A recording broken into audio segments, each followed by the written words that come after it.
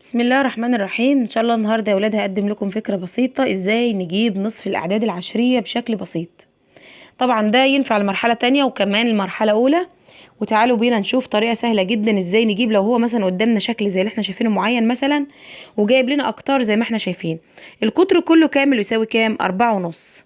يساوي كام؟ 4. اهو خليكم معايا، 4.5. وهو عايز لنا بس الجزء الاخضر اللي هو نصف الايه، نصف القطر.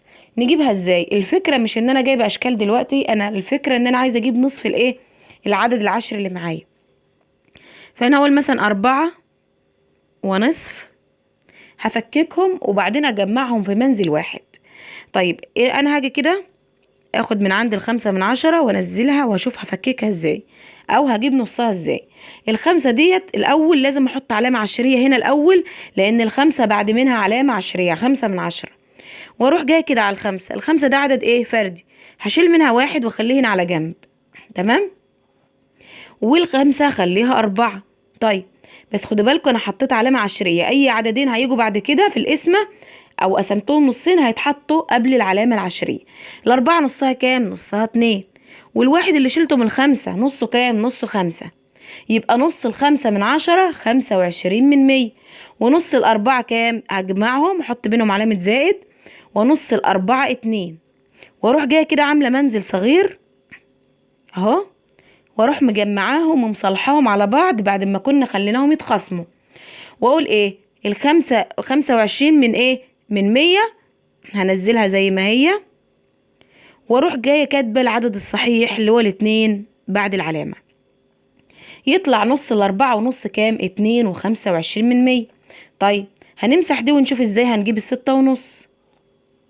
هروح واخدة ال6.5 كده، 6.5 عشان احنا قلنا النص 5 ايه من 10.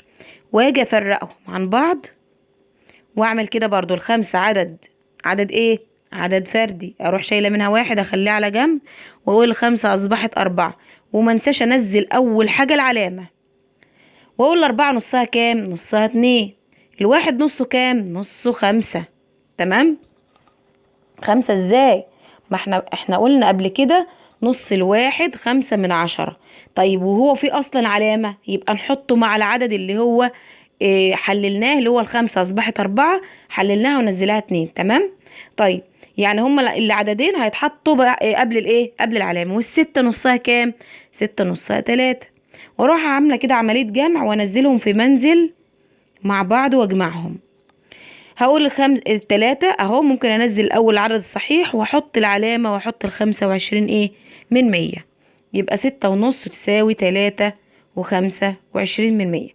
طبعا انا معايا طالب او معايا طلاب كمان، يعني في حكايه ان هم ما يجوا مثلا يحلوا المسائل ويجيب نصف القطر والكلام ده، بيبقى الموضوع صعب عليه جدا ان هو يعمل قسمه مطوله. تمام.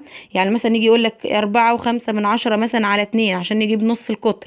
فاقول لك 4 على 2 فيها الاتنين، 2 في 2 ب4. ويبدا يطرح وبعدين يعمل ايه؟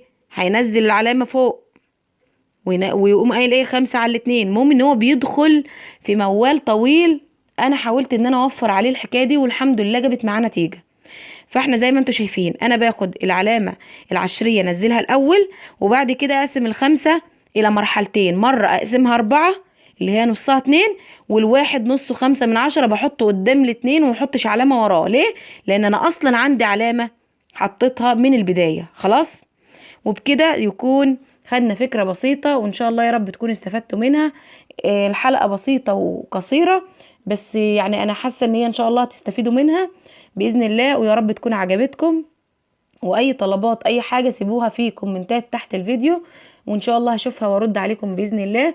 ويا رب يقدرني وأقدر إن أنا أعمل كل الدروس اللي انتوا بتطلبوها. أشوفكم على خير، والسلام عليكم ورحمة الله وبركاته.